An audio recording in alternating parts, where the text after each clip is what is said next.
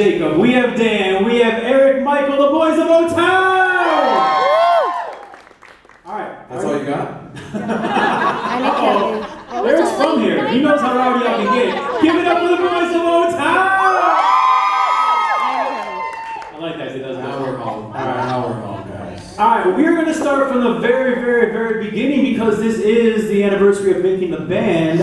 I want to know, from the audition standpoint, what song did you guys audition to for the TV show Making the Band? Yeah, good. So the first, because obviously we made it through a couple of rounds of auditions. Yes. So the first one, when I was in LA, I did "Tear It On My Heart," and then they asked us to do something a cappella, and I did "Silent Night." You did? 2 days. That's on the second season, actually. Yeah, the first episode of the second season, they aired that. But those are the two things I did. Cool. And then when we got to Orlando, they didn't have "Tear It On My Heart" anymore as one of the options.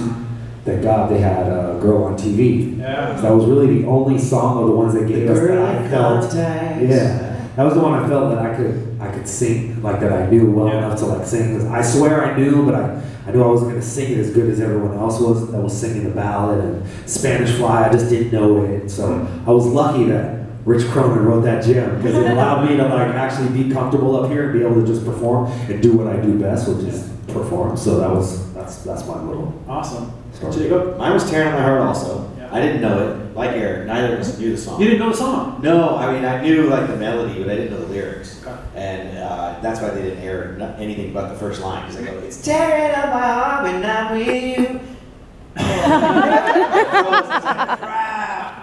And like Trevor, they're like, well, that's fine. Sing something a cappella. Anything. And I was like, I guess it has to be a what's the word for it? It's non-domain. you know? Non-domain. So I said, Amazing Grace. And I sang Amazing Grace, and that was my audition. Public domain. That's what it would be. Thank you. Yeah, Public yeah, domain. sorry. I drew a blank for a second. Dan, Same with me. how about you? I don't really remember. I know I did Tear It On My Heart, but after that, I really don't remember. That was I Swear, right? Well, that was when we got to Orlando. I'm trying to think of the original audition on that day in Nashville. That was a blur. Okay. Eric? For me, there was a couple, but I remember connecting with the All for One song. I swear. I swear. Yeah. That was the one that kind of stuck out of my head. I was like, if I can nail this, Yeah. they're gonna have a hard time not. Right. But then you did Silent Night, because that's one of my favorite clips. I did that. That was later on in the audition. But I felt like that was like my strongest one was. Oh yeah, and then I did. They did Amazing Grace again. Amazing Grace. I did the national anthem also. Wow, that's a hard song to sing too. That was I don't mean that was easy because I had just finished singing in school. So yeah. Cool. I'm surprised you guys didn't do Shy. I did Shy, If I Ever Fall in Love. I'm surprised you guys didn't pick that one. That was not on the list. It I wasn't. would have done that. In Chicago, we had that one. Yeah. All right, I've always anyways. done that. Hey, All right, I was on your anyway. list. Seriously? Yeah, I sang Tearing on My Heart and then Shy, If I Ever Fall in Love. We got screwed. Yeah, right. Wait a second. You guys made it. I did it. So maybe. Hold on a second. Did you tell them like kind of like our history kind of? I mean. Yeah, I did the whole intro. Yeah, Okay, yeah. great. This is about you guys. Thank you, though, but this is about you guys right now. Well, just so they had the reference of what we were talking Yes. about, like in his audition in Chicago. Yes. They had I a did. song that I would have loved to have sang. Great song. All right. So, hold on. So us 5 made the top 25, and then 3 of them made the top 8. 2 of us did not. Me and Dan did not make the top 8. Dan, when we're there at the banquet and Lou Pearlman's reading the names and everything, and your name is not called, what were your like real emotions and feelings at that time? I actually had no expectation of getting called. Like, I remember thinking pretty vividly. I remember having a conversation. I was roommates with Jackie Salbucci Okay, yeah. in Orlando. And I remember we were talking in the room one night, and the camera never looked at me once. Like, everything was focused on Jackie. And I was like, how come they're not even looking at me? What's going on here? But, yeah, I swear. And I remember thinking, like, something's going on, but I also felt coming out of there that something bigger was coming afterwards. Okay. So I got on the phone with my mom afterwards. I was like, I did make it, but like something happened here because I did really well, and I felt like really comfortable with how I did. Yeah. Obviously, it worked out for him, right? Okay. how it worked out. Let's get to that for a second, okay? Because nothing's off limits. We talked about that earlier. Our first fan question of the night is KP wants to know what really happened with the Kaika. Spill the tea. And I was watching it back. The brother said, "You don't know the whole story." Do we now know the whole story, or we still don't know? I think the story's still writing itself. Is that the case? No. No. No, I think it was probably a mix of confusion, a mix of homesickness. He had just gotten a recent relationship with somebody he was madly in love with at the time, and so I could relate to that. And so I think there's just a lot of transition happening. And then I don't know, some people might, Dan can speak on this because Dan was new to the group, and so he got in and he sort of experienced what it was to be with Transcon, what it was to be with Lou. Oh yeah, Lou So, was creepy from day one. Really? Okay. All right. From the second I got there, from the first day, I was like, something's wrong with this guy. And I don't know if it was because these guys were already in it for a while that maybe they didn't see it. Right. So like, blood washed. We were like, whoa, Lou, we love him. We're brainwashed already.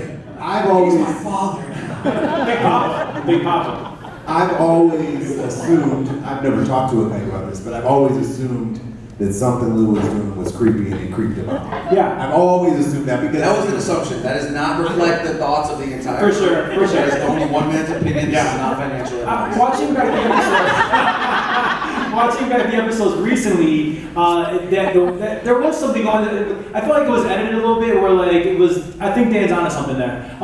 Let's skip around for a second because I have this later, but may as well talk about it now. Obviously, Lou Pearlman's a very polarizing figure, looking back, 25 years later and everything. Unfortunately, he did pass away. 25 years later, what are your thoughts and views of Lou Pearlman? Because in one respect, he is polarizing, but in the other hand, he did give you your start. So, what are your thoughts about Lou Pearlman today? I feel like if you're looking, like, I try to put myself in somebody else's shoes. Like, what would make you take these steps to, screw other people over, to be dishonest? What would make you have to make those steps? Well, I keep learning more. Like you said, the story keeps unraveling because we weren't there every step. We came way late to the scandal or whatever else was happening, and we were on a show, so we were isolated from a lot of it. But we recently, all these documentaries keep coming out, and one of Lou's friends from the past was talking about it, and we always assumed, he had Backstreet, he had Britney, he had NSYNC, he was making so much money, and I also thought that was your time to go straight. You're finally making that money. That's when you clean up and you go straight. And it made sense to me until recently. And I found out, well, to get Backstreet Boys the deal at the time, he had to basically give BMG all the rights. So yes, he was 50% of the band, but like what he was making from the record label. I recently learned this from the documentary, so I could still be learning more, but he wasn't making all that money. Like, yes, they were the biggest bands in the world, but they got that way because he basically said to the record label, you could make all the money, just make them the biggest band in the world. Okay. So he wasn't making all that money, but what it did was gave him the credibility to go out and keep stealing from people. Right. So that was his way to live the lifestyle that he wanted to live. And the Backstreet Boys and every success he had gave him the credibility.